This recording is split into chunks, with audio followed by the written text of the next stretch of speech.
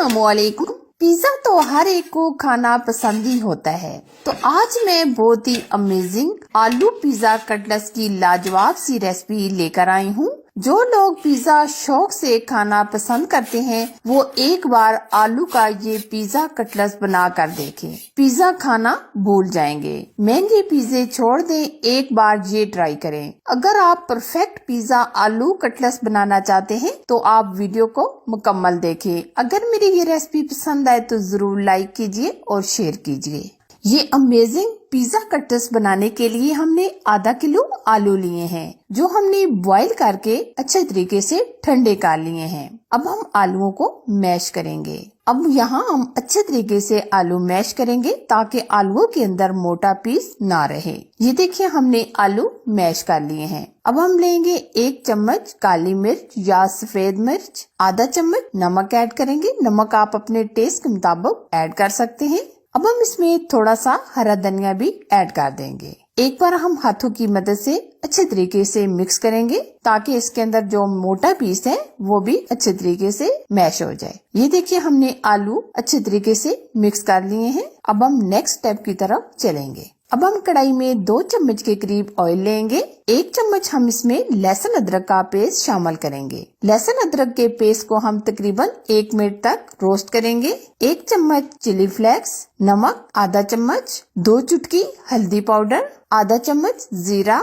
इन मसालों को तकरीबन हम 1 मिनट तक रोस्ट करेंगे। अब हम यहाँ लेंगे 200 ग्राम चिकन, जो हमने बॉईल करके शर्ट कर लिया है। चिकन को बॉईल करते टाइम हमने 1 चम्मच लहसुन अदरक का पेस्ट, आधा चम्मच नमक और आधा ही चम्मच हमने हल्दी पाउडर ऐड कर दिया था। चिकन डालकर तकरीबन हम 1 मिनट तक रोस्ट करेंगे। ये पिज्जा कटलेट्स बनाने में बहुत ही आसान है और खाने में लाजवाब। चिकन को हम तकरीबन 1 मिनट तक लाजमी रोस्ट करेंगे ताकि जो चिकन के अंदर कच्चा सापन होता है वो निकल जाए। अच्छा जी, चिकन को हमने 1 मिनट तक रोस्ट कर लिया है। अब हम इसमें डालेंगे 1 अदद प्याज जो हमने चॉप कर लिया है, 1 अदद टमाटर और 4 से 5 हरी मिर्चें। ये सब चीजें हमने चॉप कर ली हैं। अगर आप अपने घर वालों को कुछ अच्छा खिलाना चाहते हैं तो आप एक बार ये पिज्जा कटलेट्स बनाकर देखें। अगर ये एक बार आप खाएंगे तो आप इसको बार बार बनाने पर मजबूर हो जाएंगे।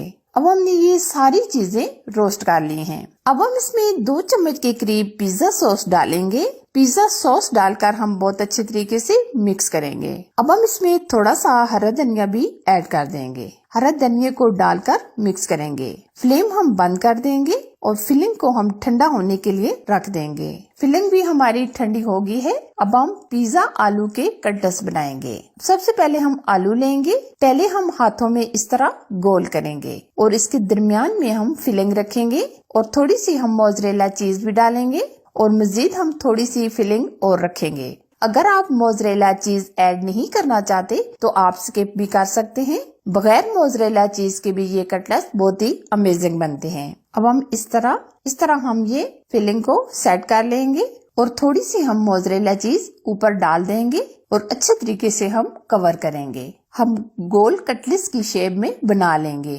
इस तरह हाथों में रखकर गोल शेप में बना लेंगे। ये देखिए इस तरह। ये देखिए हमने एक कटलेट्स बनाकर तैयार कर लिया है। अब हम बाकी के भी पिज्जा कटलेट्स इसी तरह बना लेंगे। ये देखिए हमने ये सारे पिज्जा कटलेट्स बनाकर तैयार कर लिए हैं। अब हम कोटिंग करेंगे।